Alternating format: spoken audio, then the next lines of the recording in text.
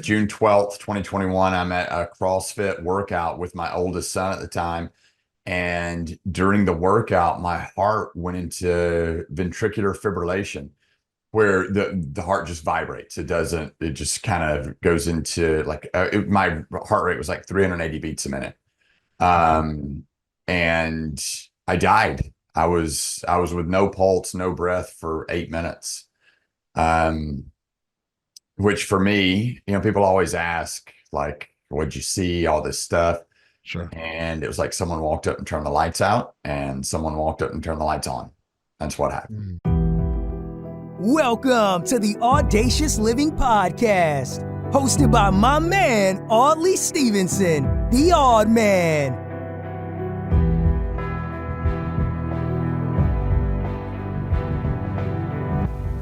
Greetings and salutations, and welcome to the Audacious Living Podcast, where our mission is to empower you to live your best audacious life ever. I'm totally thrilled to be here with you, and I genuinely appreciate you for taking time out of your day to join us. Now, imagine standing at the edge of a cliff. That vast expanse of the ocean below and the horizon stretching infinitely beyond. And in that moment, faced with the reality of the drop down, your perspective shifts. You begin to realize how precious life truly is and how each moment matters. This is what happens when we confront the reality of death. It compels us to rethink our priorities, to cherish our relationships, and to seek gratitude even in the darkest times. Yet, as we navigate through adversity, finding gratitude can feel elusive, like searching for a needle in a haystack. But what if we approach life with small, actionable steps? Each tiny step can lead to significant personal growth, transforming our experiences and helping us to overcome life's challenges. And as we journey through these obstacles, the importance of having supportive relationships cannot be underestimated. They actually serve as a lifeline that helps keep us afloat. Today I'm excited to introduce our guest, Jeff Luther. Jeff is a longtime entrepreneur, a dedicated father of three, and a fitness enthusiast whose life was forever changed after a near-death experience caused by a rare heart condition. His journey through adversity has instilled in him the profound understanding of resilience, gratitude, and the power of community in overcoming challenges. It is a super powerful conversation. There's so much insights to be gleaned from it, and I'm certain that you'll walk away with a newfound understanding, again, of things like appreciation and gratitude. It's a great story, so we've got the table set here. So what I will do is turn it over to our conversation with Jeff Luther. Enjoy.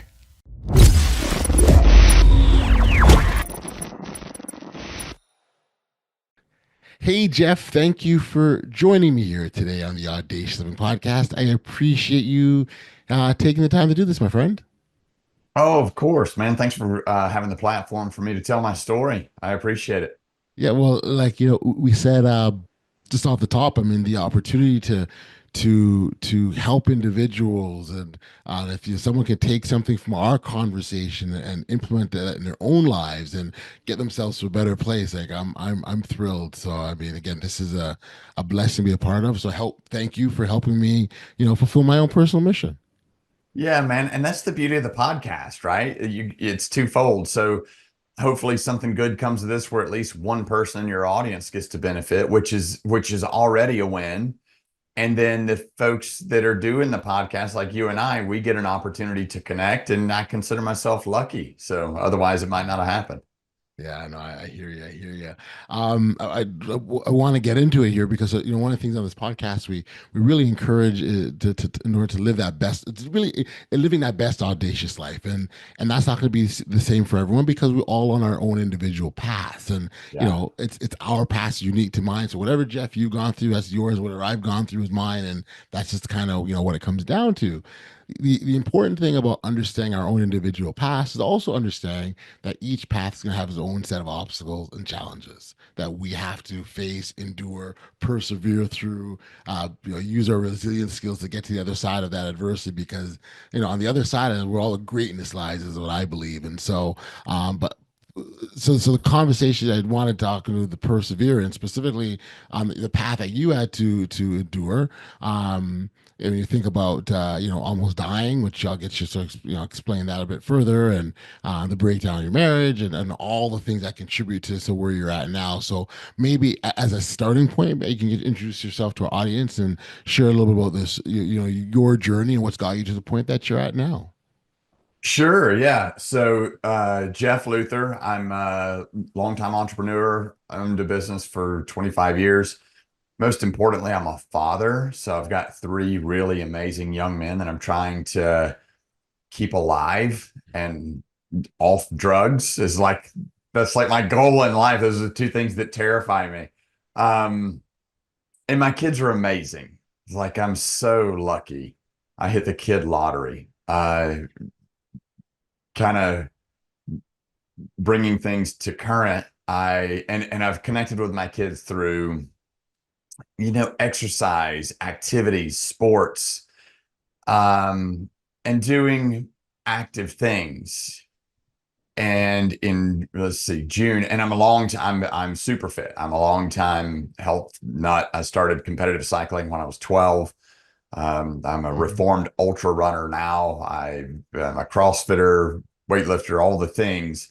Not good at any of those, but I do them.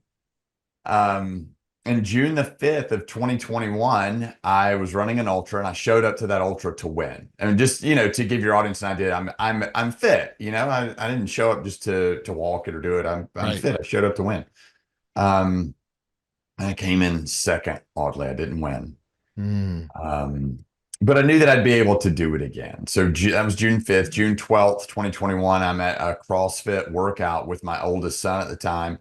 And during the workout, my heart went into ventricular fibrillation, where the heart just vibrates. It just kind of goes into like, my heart rate was like 380 beats a minute. And I died. I was with no pulse, no breath for 8 minutes.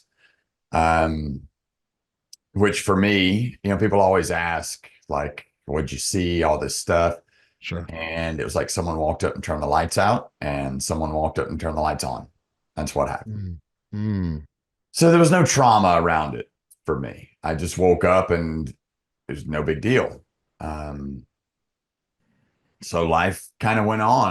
I woke up, I had the EMTs were there. They were pulling in about the time that I've gained consciousness.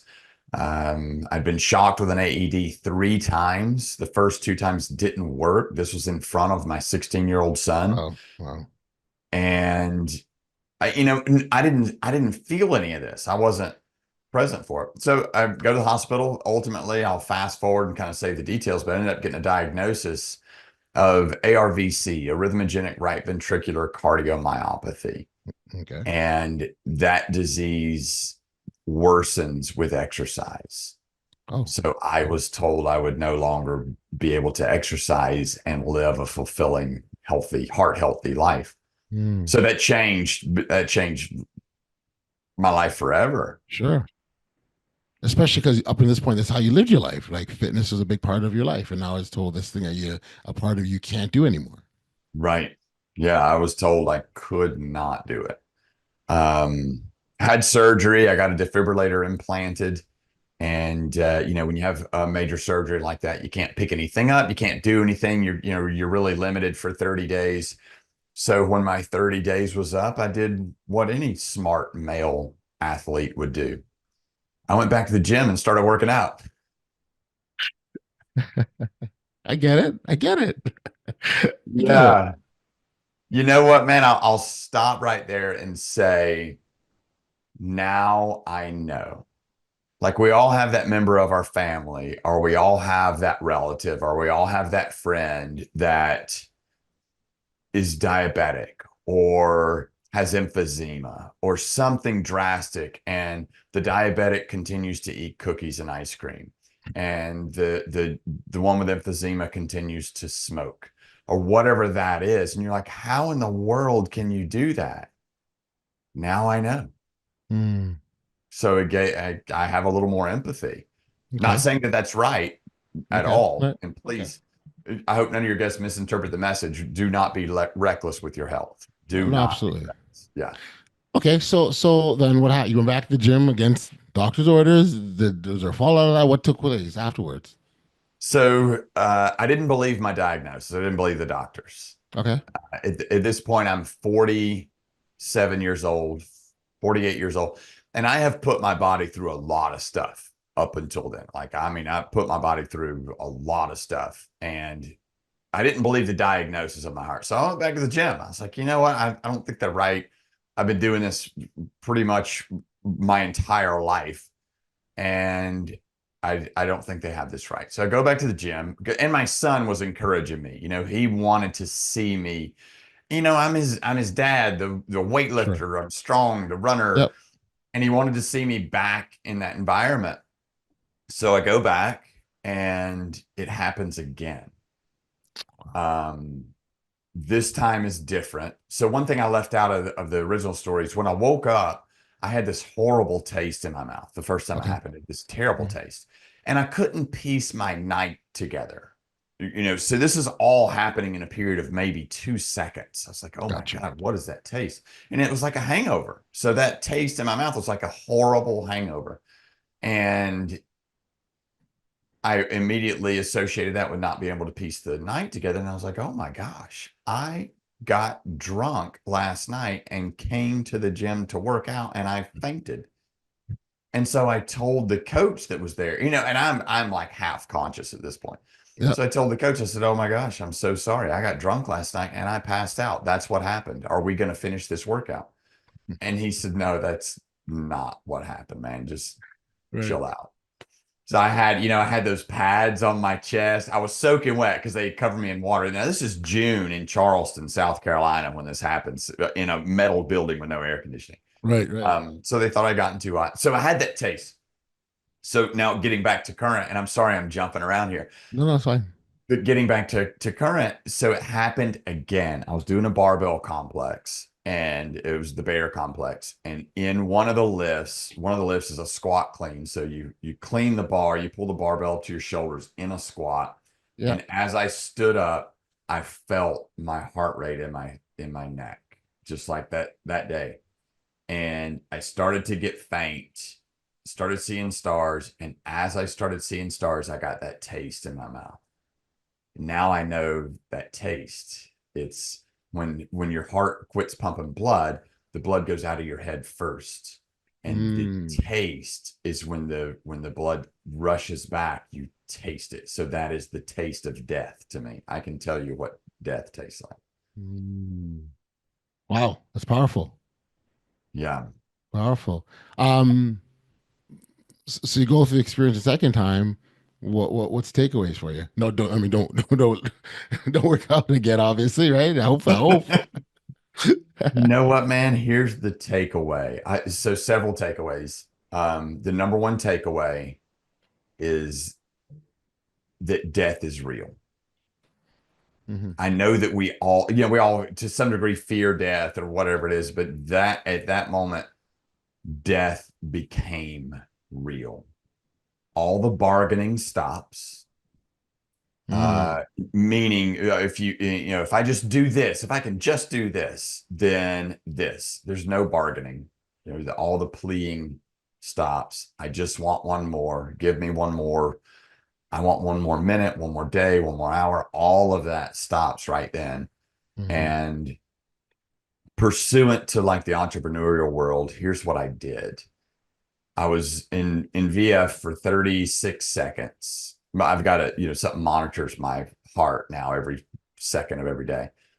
So I was in VF for 36 seconds. My body pulled out on its own. But in that 36 seconds, when I knew what was happening, I knew that I was dying. I knew that death had shown up, and it doesn't wait for an invitation. It doesn't call ahead. It doesn't, plan it out. It just shows up. All I wanted to do was connect with someone.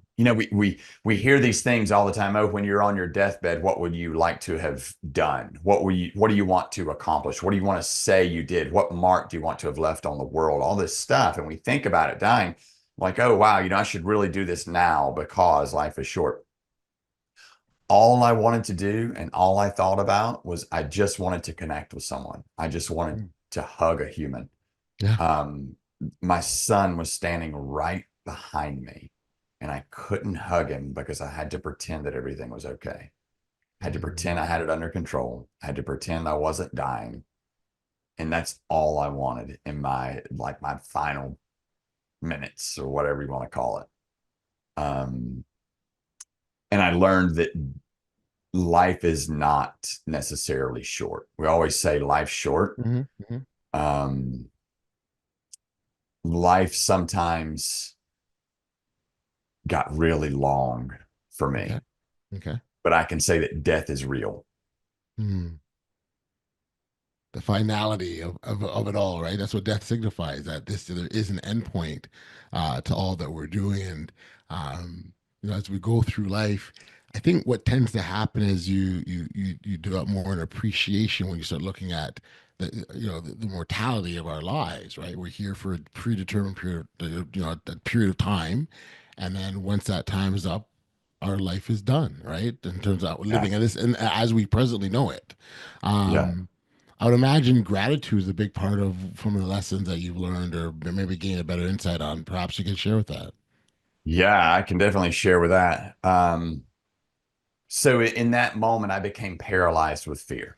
Like I became paralyzed with fear. I was scared to go upstairs. I was scared to drive. I was scared to take a shower because I didn't want to be in a bathroom alone.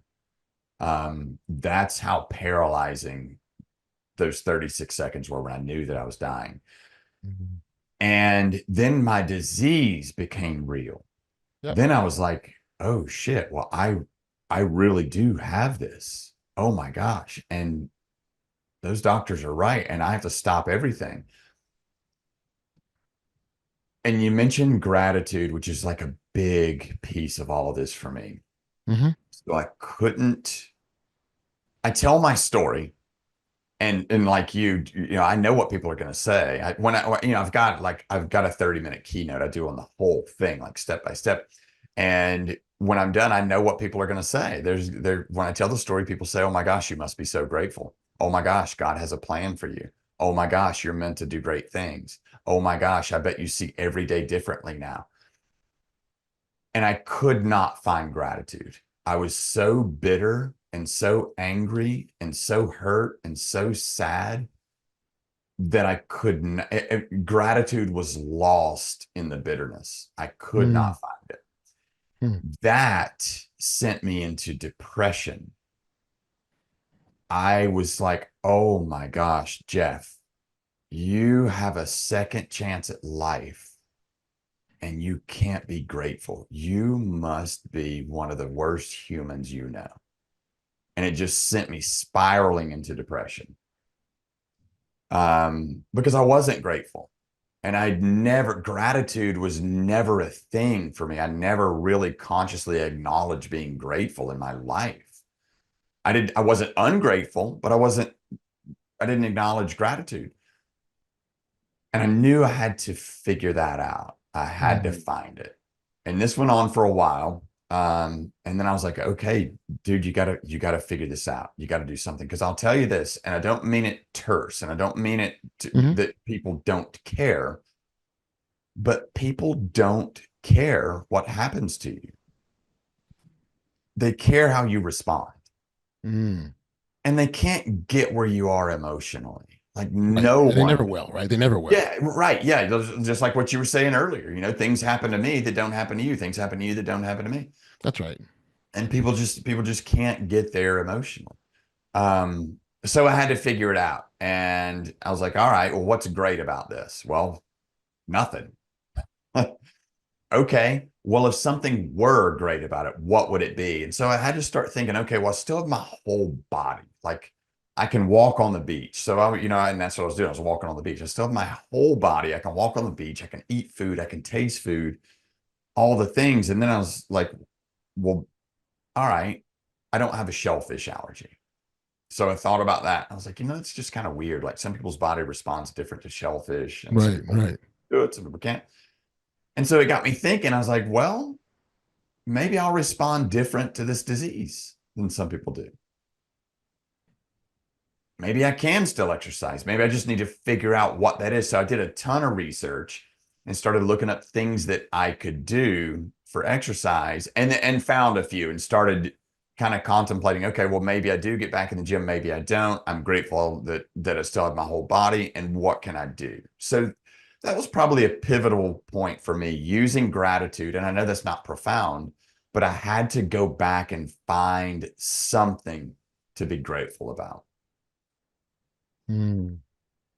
And why do you think you weren't initially, or what was preventing that from happening for you? I was pissed. Mm.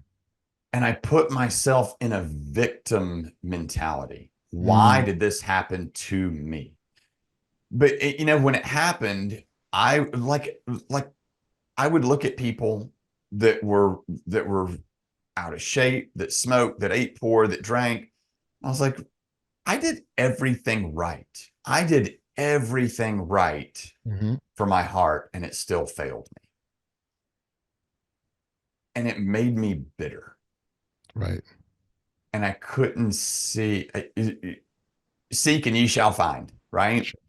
I couldn't see the happy because I was too busy seeing the sad. And so I had everything. My head was full. The real estate in my brain, in my mind, was full of the negative, and there was no room for the positive. I didn't allow it in. Mm. Interesting. Well, congratulations on discovering that and doing something about it, because that's, I think oftentimes individuals get stuck, right? That stuck feeling, and they don't move past that. Yeah. They're caught in the pain, and I like the way you put that people care what your reaction response is, and so the part that I love about the fact that you're telling your story is, your story doesn't end when the tragedy happened, and for a lot of people that's when the story ends, right? In your Yeah. case, I really think that's a new beginning, right? Because it's, what did you do to get past that? How did you overcome it? What did did you bring in any added resources? How did all these things that now people care about? Because it's like, yes, this tragedy happened. How did you get through that? Because what I think a lot of individuals want to be able to take from their own, what can they take to apply for their own lives and help them through their challenges and help them their struggles. And Yeah. so I think that's a beautiful part of your story, that you keep giving back. Yeah. So then it was like, okay, so what do I do?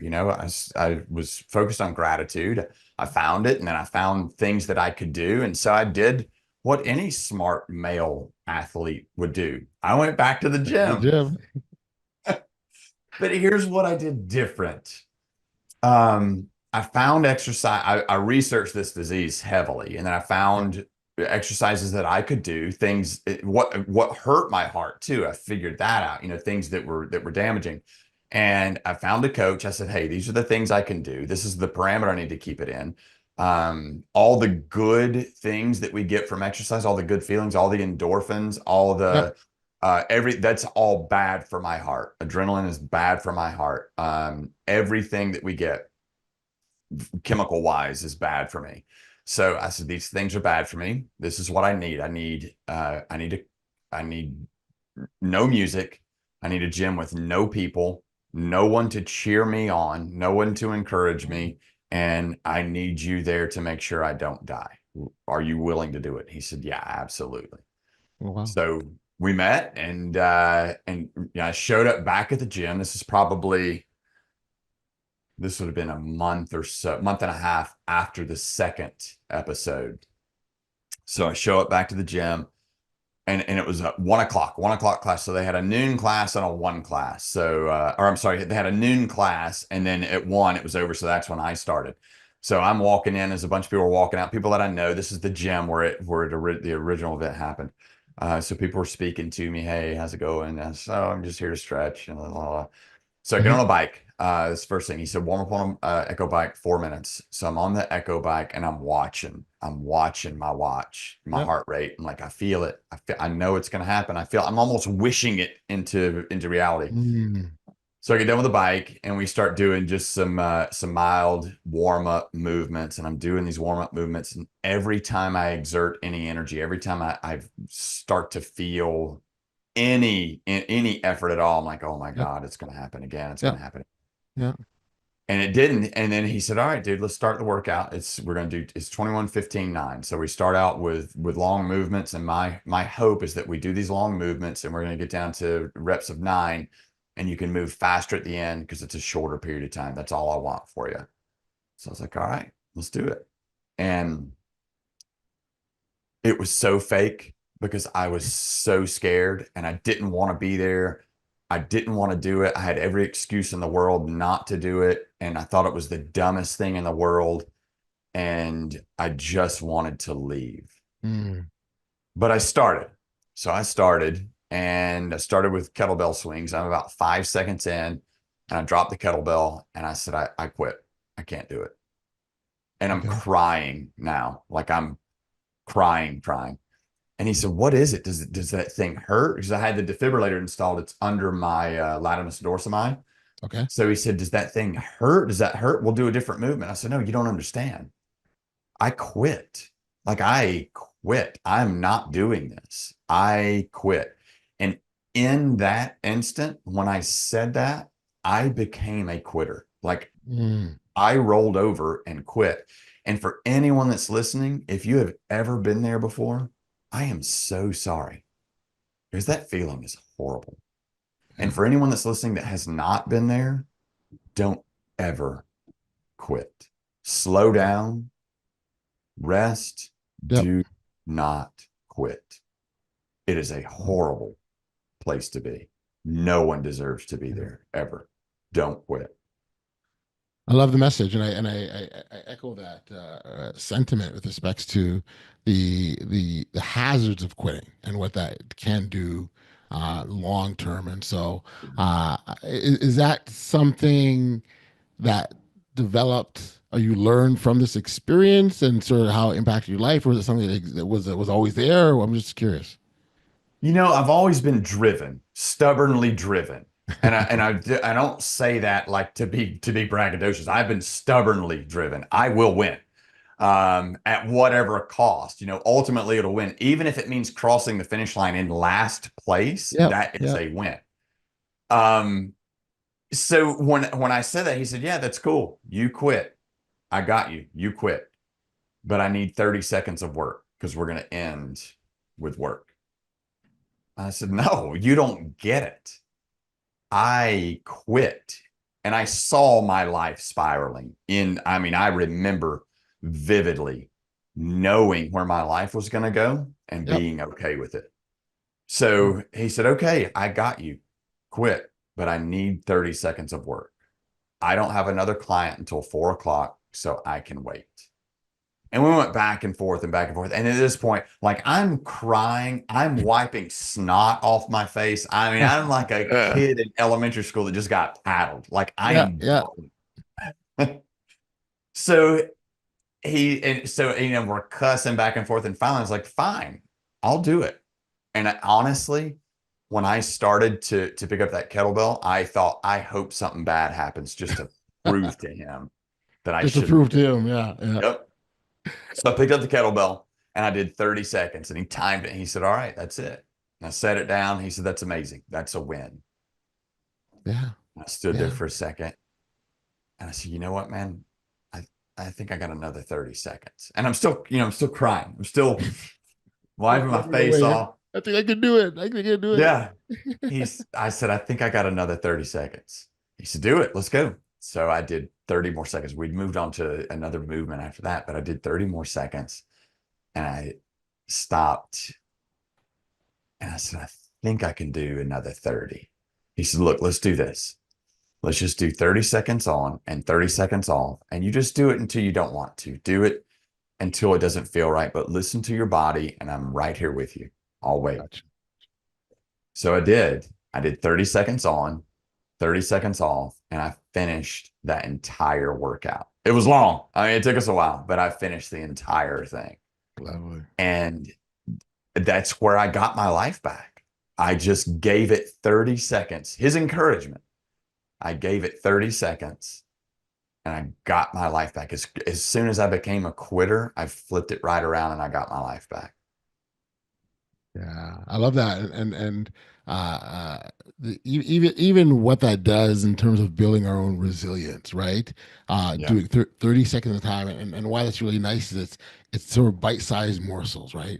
We all can do 30 seconds. It's just, and start with 30, and then as you build your strength and your tolerance and your discipline, you add a bit more time. Maybe you do 40 Yeah. seconds, you do 45 seconds, maybe you're doing a minute. Like and Right. that's how you work yourself up to it. And I think that's a beautiful, beautiful way of building our resiliency overall. Yeah. Yeah. Nothing happens. Nothing happens until we take action.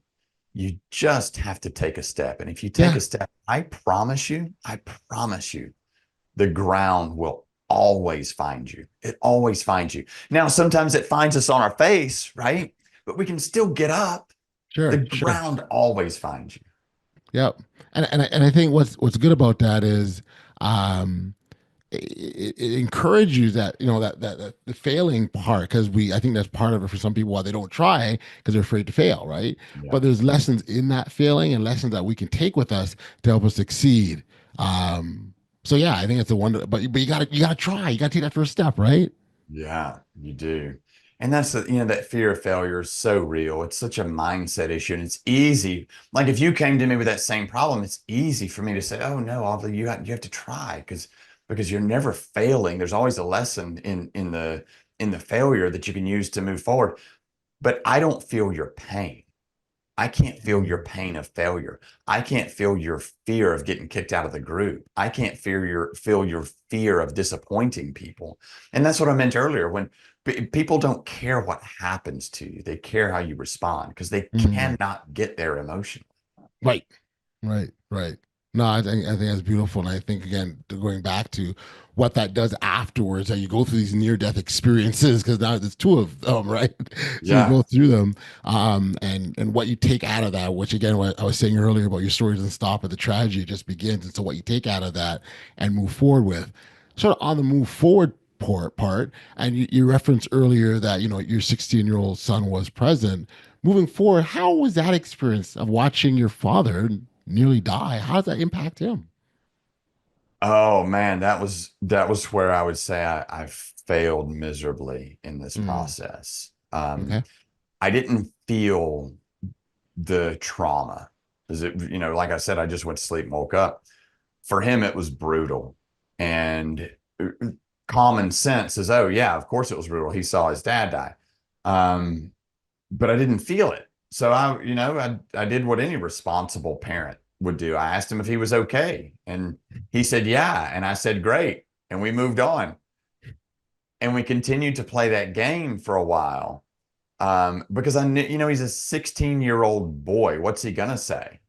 So then he was wrestling at the time, so he was using CrossFit as his cross training to wrestling, and he had a big wrestling meet. And it was out of state. And it was just him and me, and I was there at the meet. He was in a meet with a kid, and the kid, I don't know what happened, but the kid got his arm pinned behind him somehow. I'm not sure what happened. They both rolled over. It wasn't like it was just a total freak accident. And the Hmm. kid got his arm broken, but it was a really nasty hyperextension break. Yeah. So when he stood up, it was terrible. And my son Mhm. lost his mind. Um, he started screaming. He was banging his head on the wrestling mat. I had to come out of the stands and grab him to Mm. try to get him under control. And he couldn't see me. He was just gone. And I finally got him. I was like, Cash, you have to listen. Do you trust me? Do you trust me? He said, yeah, yeah. I said, well, he's going to be fine. He's going to be okay. He said, yeah, Dad, but I cannot hear the sirens. Hmm. So then I knew we had an issue. Um, and he couldn't hear the sirens because of the trauma the day that happened to me with my heart. So then I had to connect with my son, and what I was doing, honestly, oddly, was controlling the dialogue this entire time with my son by asking him questions where I knew the answer was going to be, "Yeah, I'm fine." Whew, Right. thank Right. God, because I was going to have work to do if you told me you needed help, Mm. and work that I wasn't necessarily equipped to do. So I had to figure that out with my son. And ultimately, we got him the help that he needed. He got into counseling to kind of get some of that stuff off his chest, and he's doing great now. He works out with me. For my 50th birthday, we did a CrossFit competition together. He did it. He did it with me. So amazing. Well, congratulations on that. I think, Jeff, to be able to celebrate in that fashion, but also, again, the lessons that you've taken from your experiences and how you're using them to impact others is just a wonderful, wonderful thing. You're a podcaster yourself, so maybe give you an opportunity to plug your podcast and maybe how listeners can connect with you directly. Awesome. Yeah. So it's All Can, No Can't. That is the podcast. And you can catch me on Instagram too at All Can, No Can't. JeffLuther.com, where I do coaching on this specific topic. We have to find the opportunity in the obstacle, and focusing on the can't is just stifling, and it can send us to a really dark place. Gotcha. I love that. So focus on the can and not the can't. This is great. Look, I really appreciate the time you've had with us today and sharing your story. I think it's a very, very powerful one, and one that's very, very real for us. I mean, we all, again, death is our mortality is something we're all going to face, and so you've just done a little bit early for us and kind of let us know what the experience is like. So thank you for that, and thank you for being a guest today on the Audacious Living Podcast. Yeah, thanks for the platform, man. I sure appreciate it. You've been great. Much appreciated.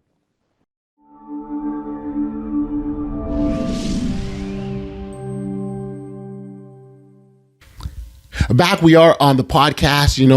In this episode, Jeff shared his powerful story of facing death and how it's reshaped his perspective on life overall. One of the key takeaways from our conversation is the importance of taking small, meaningful actions, even when the path ahead seems daunting.